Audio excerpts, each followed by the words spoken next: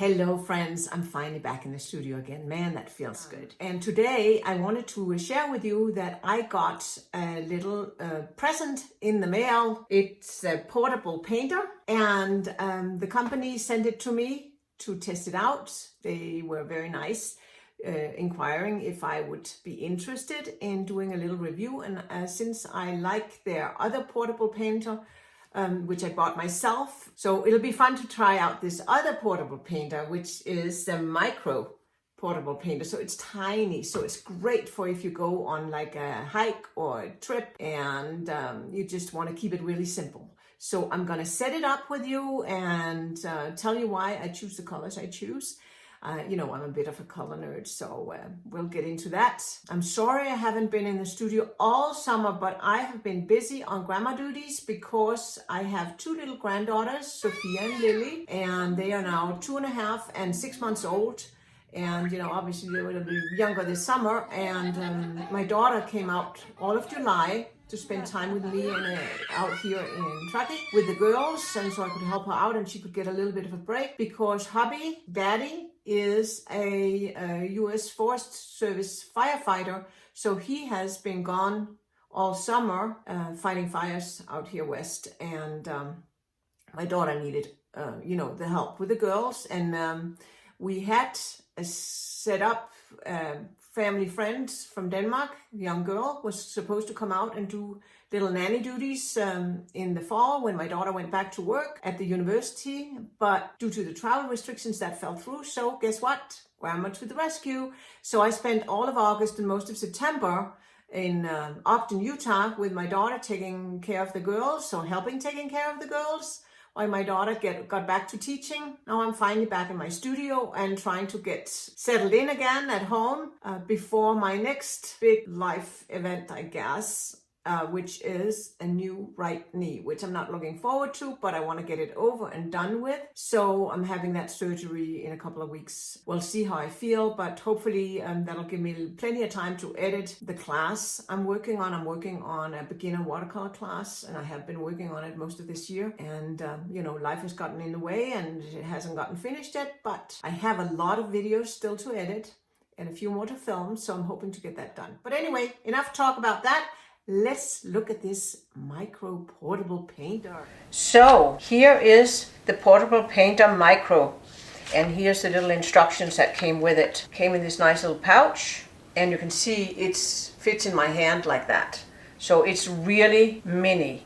It's even smaller than the ones that I made myself out of mint tins. So the lid flips off like that, and then this folds out like this. Comes out of this, and there's these little things on the side, and they fit so that you can slide this in. So that could be for water, or you can also use it as a mixing area. Whoops, let me do this right. It has to go all the way through so it sits in firmly. And then there's a mixing area here, and then the lid also has a little thing here on the side, so that you can scoot that in here. And again, let's get it the whole way so that it doesn't come off there. So it comes with 6 little half pans. Normally, I'm not a big fan of half pans. They're very small for my taste. But in this tiny little painter palette, I think, you know, there's room for 6. If I did the full pans, I would only have room for 2 full pans and then 2 of the half pans. So I think I'm gonna go with it the way it is. But you can exchange these, they do come out. And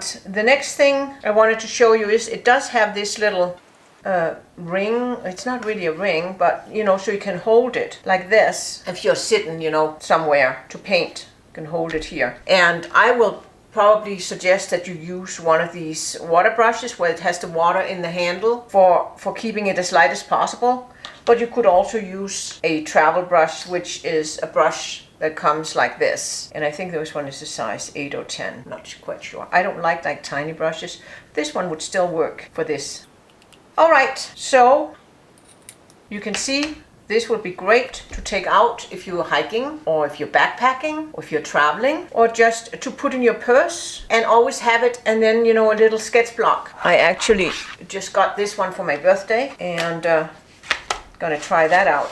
See, it's a folding one like this, accordion. Thought that was a fun one to try. Today we're going to concentrate on the Portable Painter Micro review. And the first thing I'm going to do is, of course, I'm going to fill my colors in. And being a bit of a color nerd, I gave it a lot of thought. And I looked at some of all my many color wheels that I have done over time. And some of it is actually part of my new beginner watercolor video that I am still working on, as I mentioned earlier in the intro. But anyway, with all that said, and then looking at my new palette for 2021, which is pretty similar to what I've painted with for the last few years, I think I'm going to go with a split primary color palette. So that means a warm and a cool of each of the primary colors, adapted a little bit. So what I settled on was French ultramarine blue. I just can't live without French ultramarine blue in my palette. So that's a warm blue. For yellow, I'm definitely going to go with my transparent yellow, or it's also called Nickel Azo yellow in certain brands. It's PY 150, and that is a transparent yellow, and I love it. And I think it can serve both as a warm and a cool yellow, depending on what you mix into it. And so I feel I only need one yellow. For this purpose, I would say it's my cool yellow, but it can be made warm. And then instead of going with a warm yellow, I'm going to go with burnt sienna, because I love burnt sienna, especially for landscapes and stuff.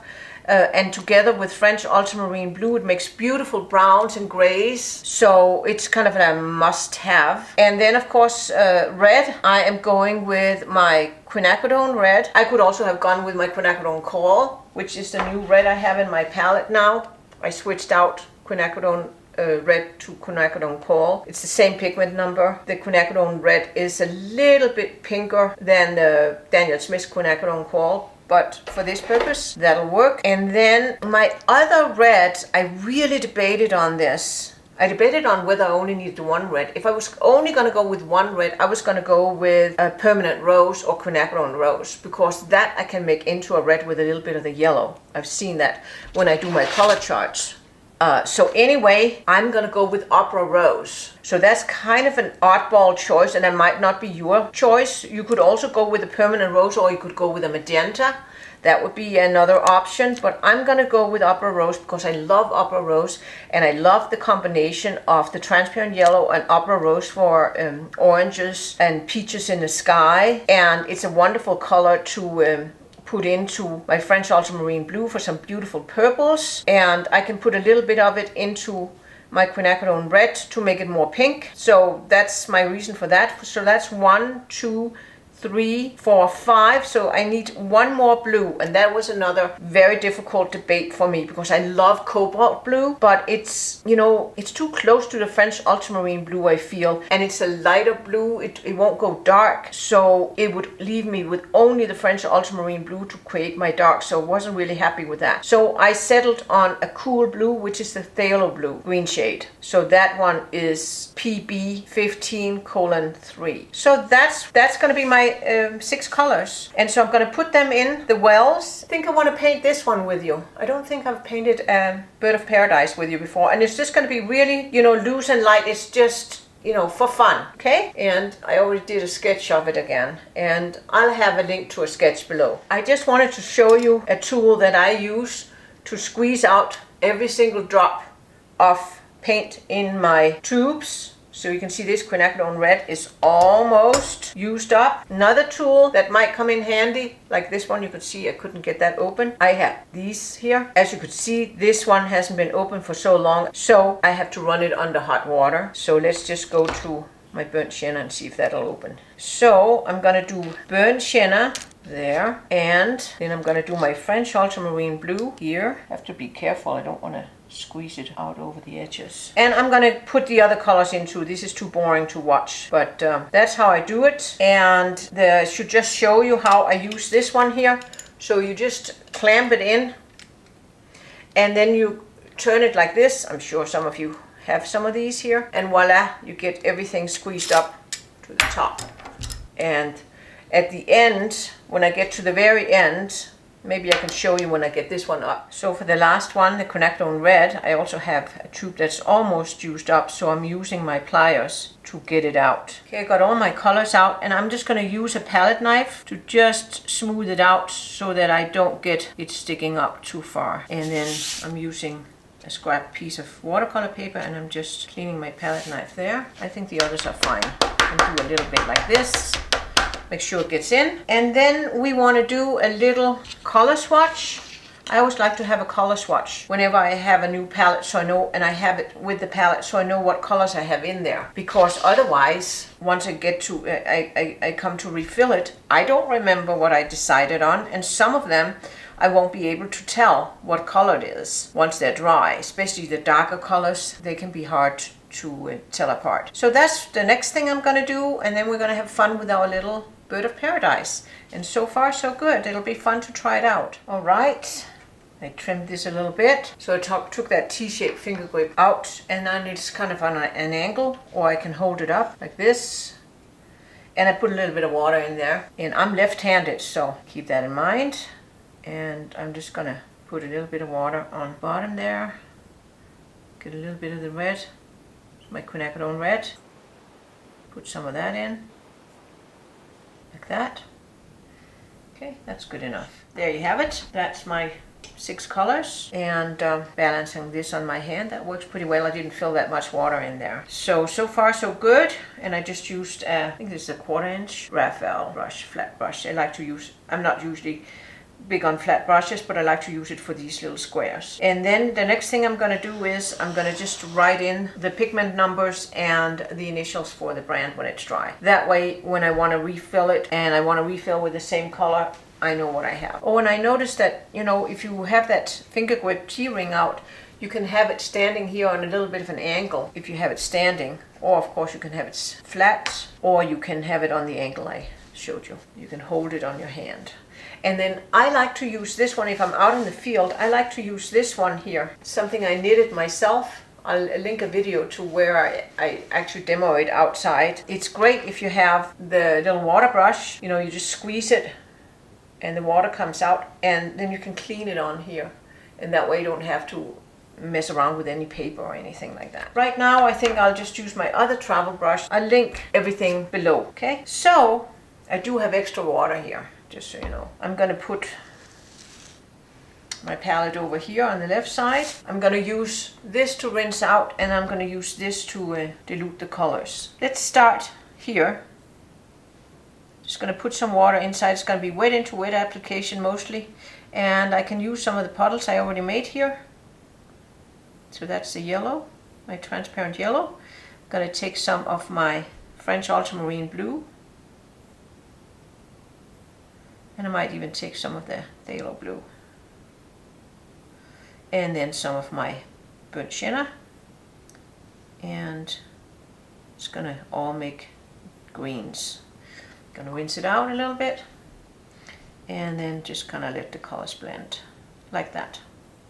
As I said, it's going to be very loose, so I'm trying not to get fiddly with this. This is, we're pretending we're out sketching out in the field. So let's do this one here. This petal, put some water in. And here I'm going to go with my quinacridone red to start with. Put a little bit of that in. And then I'm going to take some of the yellow. I'm not even rinsing out my brush. I'm trying to keep it simple. And let's see how that works. That's a little bit more wimpy than I would like. So let's put some more yellow, a little bit of the red in. Yeah. Oops. Got some of the blue in. That wasn't really my intention. So then let's wipe that out. There. Let's put a little bit of the red in there. And a little bit more of the yellow. Again, trying to tell myself, don't get too fiddly now. There, good enough. I'll just move on. And now I can do that bottom one. That's going to be green also. So this one's going to be green. And maybe with a little bit of an orange right there. So I'm putting the yellow in first. And then I'm going to put some of that blue in I have left over here. A little bit of red in. It's kind of mud from the palette. And just like that. There. Might put a little bit more of the French ultramarine in underneath here while it's still wet. Yeah, like that. Like that. That's good. And then let's put a little bit more of the red in right here. Just give it a little orange tint. And maybe a little bit down here, just for fun, like that. Let's clean out here. So it's nice to have all these mixing areas, I like that. And I'm going to try and hold it up again in my hand. See if that works better with this little G ring. And down with that one. Need some more yellow, and I'm going to put some yellow out here too. And then I had a little bit of that Opera Rose, because Opera Rose is a good color to make some nice oranges too. I do like that. So let's put some water on this one here. And let's try that. It's way too pale. There. We need a little bit more oomph. There we go. And underneath here, the quinacridone red. I'll rinse out. I'm going to get a little bit more of the yellow in. There. Now we're talking. That transparent yellow is a very strong color. And get a little bit more here. There, need some more quinacridone red. Oh, that was a lot. Let's see, maybe we can run a little bit in here while it's still damp. And then here I wanted it just a little darker. Let's do this one. Get some of the yellow in. Dip in a little bit in the red. And there we have it.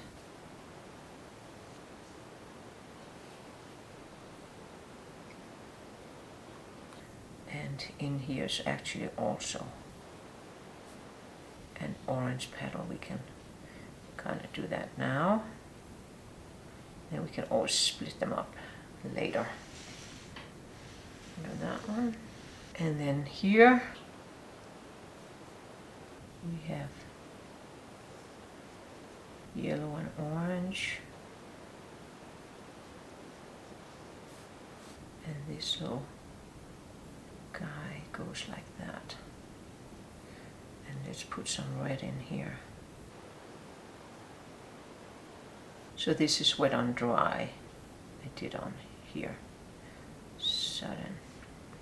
I want to have a little bit like that. There.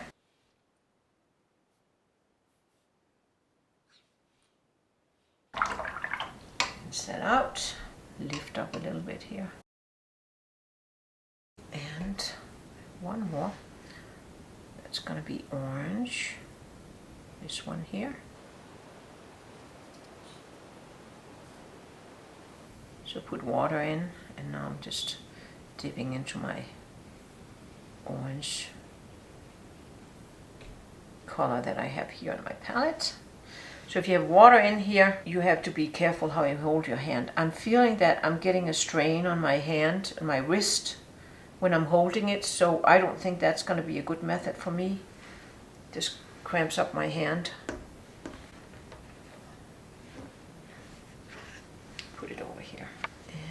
Let's see, I think I need, can even take a little bit of the burnt sienna here. I feel like I need to be a little darker in here. There was a little area. And also in here will be, I'm gonna put a little bit of that in, just while it's still damp. So now I have to let it dry a little bit, and then, you know, we're gonna get some purple in. There's some purple. Okay, I let things dry, and now I just have the purple bits left and purple. Let's see, maybe we want to clean up our little mixing areas, just like this, and there, take that away. And I'm gonna go with my, that's where the Opera Rose comes in. Of course, that's a wonderful base for purple, that's for sure. And then let's go with our French Ultramarine Blue. That was a little too much. And I don't want to go in with a dirty brush because the paints are all wet. Now, that's another reason why when the paints are dry, you don't have to worry so much about it. Okay, here we go. There. Now we got a little bit too much of that, and so it goes, and so it goes. And again, I'm sticking to my one brush because that's how it would be out in the field. I wouldn't have a whole ton of brushes. Of course, they, you know, they can fall and all this stuff, and you lose them, and that's no fun. So here I might go in wet on dry. A little too solid for my taste. There, and just a little bit like that.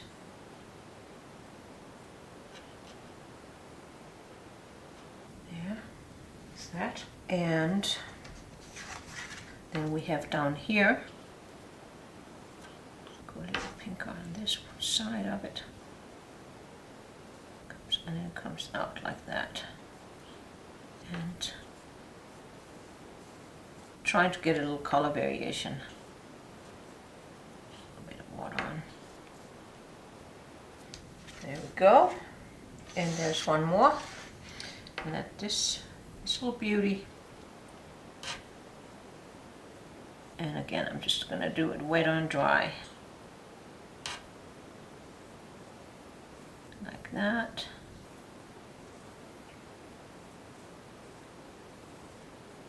There. There's that. And now, while we are waiting for that to dry, let's get a little bit more of the French Ultramarine Blue in here. Get kind of a darkish green, gray green color. And I just want to go in and then just darken a couple of places.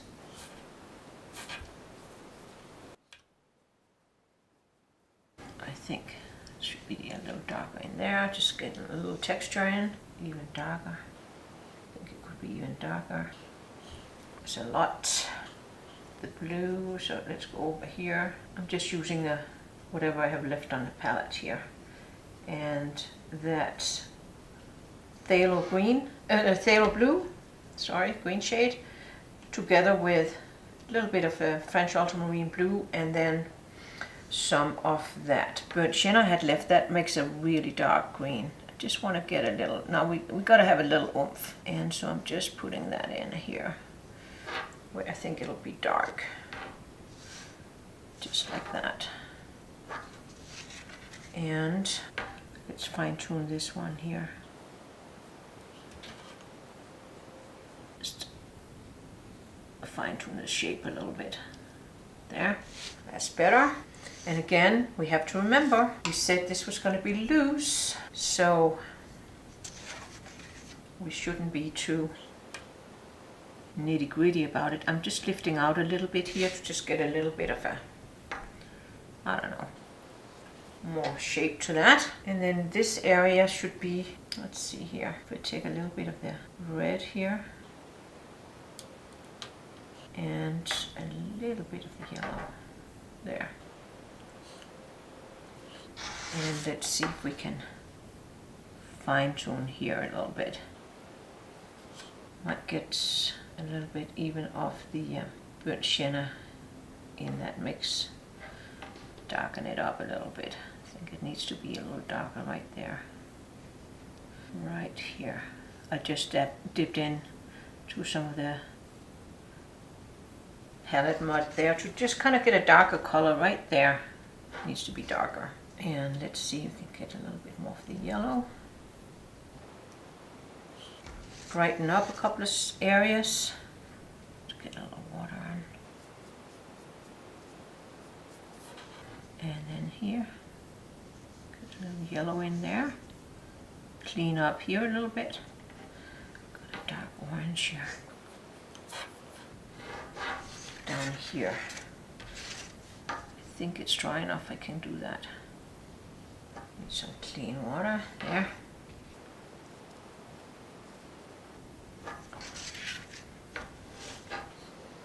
And let's rinse it out.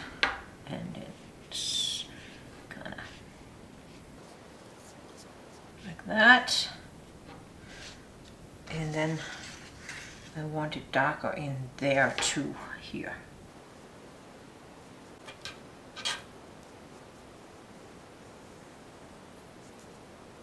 There. And then rinse it out. And then just kind of pull that color out. Don't want any hard lines, just a little bit more oomph there. And then I think here, and I'm just going by what I'm looking at my painting that I have now. I'm not really looking at any reference, because every time it's going to be a little different. And I'm a big believer in looking at the painting and seeing what it needs and not be worried about the reference once you get to this stage. There we go. I think we can also darken down here a little bit more. I don't like those white sparkles there, so this one was a little pale. Let's bring that up like that. Rinse it out and then just like that. And again, I'm just using one brush, so you know, not going in with any liner brush or detail brush or anything like that. Of course, I want to still keep it pretty loose. I don't know how loose this is, but need a little bit more depth right in there. See if we can get it a little darker right in there. And maybe right here, like that. And just a little bit of that reddish color, like dry brushing, like that. And then a little bit more oomph on this one here. Strengthen that a little bit. There. And then could go in, do a little bit more with the purple.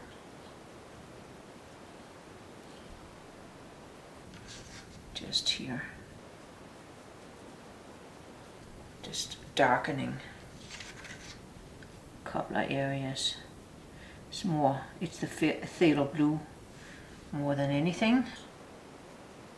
Just put a little bit more of the upper rose in.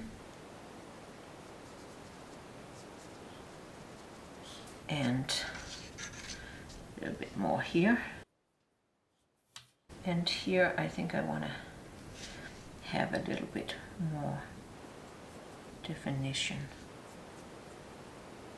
There. I think I should just leave it alone now. Maybe go in here, see if I can darken a little bit with that color. Right here I just felt like it needed a little bit more darkness. A little bit more of the red on it. There. And then rinse it out and just kind of blend it out. There. I think this is kind of cute. And there's one other area that needs a little bit help. That is this area here. Here. This needs a little help.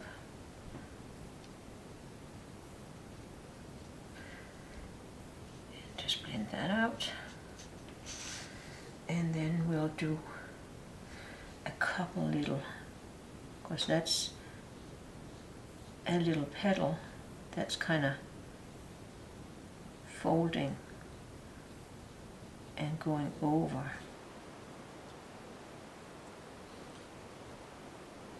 There. I think we'll call it a day. Hope you had fun with that. And now I'm going to let this palette dry, because as you can see, and as I mentioned, I'm not so crazy about painting with wet wells, so I need to let it dry overnight. But overall, it's definitely a handy little thing. And I don't know, for some of you maybe this T-ring would work. I just felt that my hand was cramping up, so for me that's probably not the way I would want to hold it. And I think you can just, you know, leave it either on, if you have a table, or even leave it on your knee or something, you know. I think you'll be fine. And I would probably also, if I'm out in the field, I'm probably going to use my water brush, because then I don't have to have water in here, and then I don't have to worry about spilling, you know. I don't have to worry about spilling, and that would give me an extra mixing area, which definitely, I mean, you can't get enough mixing areas, because I really don't like to clean them up, you know, until I'm done, because there's a lot of good pigment there. And let's just take this other one that I painted, and let's just have fun for just a moment, the way I would want to do it. Put this on again, and I have my water brush, get the water flowing by pushing on it, and let's see what we got.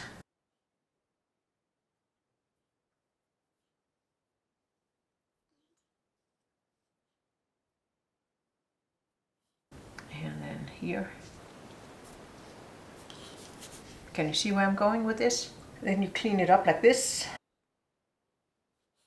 And let's put a little bit of yellow in.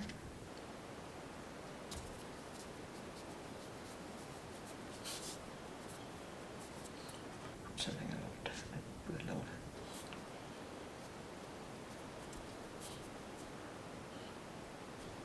There's that. And catch this. That's a little pumpkin, in case you couldn't see. And that's how I would probably use it. Okay, have this one like this. And there again, if you want to use that T-ring, but it's just, for me, it just doesn't work. Maybe like this. Aha! I think that might be the way. If I was going to hold it, I was going to put it in like this. It feels that doesn't cramp up as much.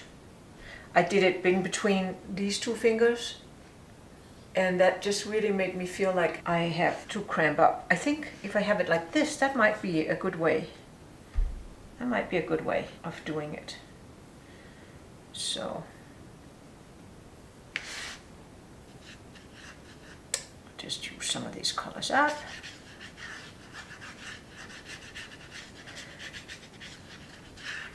Of course,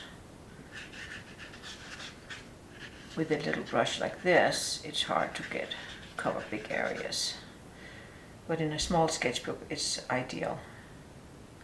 So, yeah, I think I'll leave you with that. And here you can see I'm going to link everything below, as mentioned before. And I'm also going to put on the screen here what the price is for this portable painter micro, because I got it. I don't know what it costs. But I've seen other YouTube artists also doing review of it. And this is just like a mini review. It's not like a big extensive review, because I just got it and I just squeezed out my paints. So look for some future videos where I'll try and film myself while I'm sitting out and using it actually out in the field. The field being maybe my garden, because these days with my knee being in such bad shape, I'm not going for too many hikes, you know, other than a little walk up in the woods. So that might be the garden, and that's a good place to paint too. I have several areas there. So anyway, wishing you happy painting. See you soon in another video, and thanks for your patience with me. Hope you have a wonderful fall.